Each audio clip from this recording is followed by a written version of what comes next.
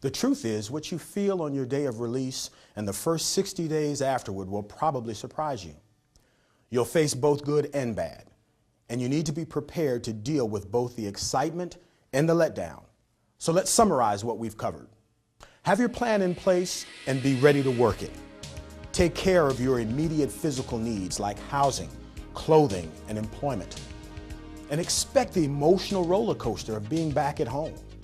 And have your support system in place to help you avoid falling into some of those old habits. Remember, you just can't look forward to getting out. If you really want to leave prison behind you, you have to prepare yourself to live in the world out there. Today is the day you start. Very quickly, many times they become despondent, they feel dejected, they feel like they're being treated unfairly because of the difficulty in finding employment, even the housing issue. If we don't advocate for them, in many cases, they won't get housing. And we have to really do a job of advocating and going out and physically finding the housing for them. And so many times they get really dejected. After a certain period of time, they begin to feel that there's no hope, depending on what their offenses were, because it is an arduous process, and it's a process that takes time and attention. I can't tell you how many times I wanted to go back. I hated it out here. And I can't tell you how glad I didn't, because my very worst day out here beats the living hell of the very best day I ever had on the inside.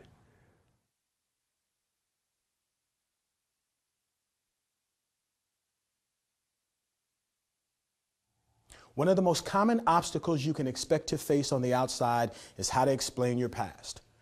When it comes to job applications, housing, insurance, or any social services, the question you'll face is, do I lie or don't I? Housing, any services, insurance. You know, if you tell the truth about your background when you're trying to get an insurance policy, it's going to cost you money. Are you going to lie? Tell them, no, I've never used a illegal drug or never been treated for alcoholism, you know, those kind of things. And, you know, the thing about have you ever been arrested? You know, what do you, because you'll pay, there is a stigma, and financially it may cost you, you know, and you may be ostracized a little bit. You know, people may not. I always tell them I understand the anxiety, but always tell the truth. The worst thing you can do is lie on the application. They're going to ask you right now, every employee that I know of is going to ask you, do you have a past history or a felony? Okay. The problem with it is that that's just the question. They don't ask you what was the issue around your arrest, because some people's arrest may have been different than others. So just the question, do you have a felony, does not really tell the story.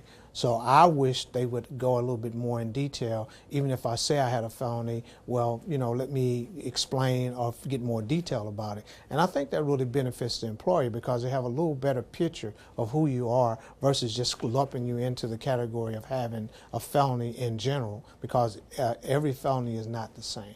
A lot of guys talked about this when we were in, you know, before we got out. You know, lie about it up front. Go in there and work your ass off. Show them what you got. Establish yourself. Then go tell them. Don't let them find out. You know, because some people are like, well, when they find out, then, you know, maybe they'll weigh, you know, how you worked as an employee against, you know, whether or not they should fire you. And ultimately we came to the conclusion, because a group of guys kind of sat down and brainstormed on all this.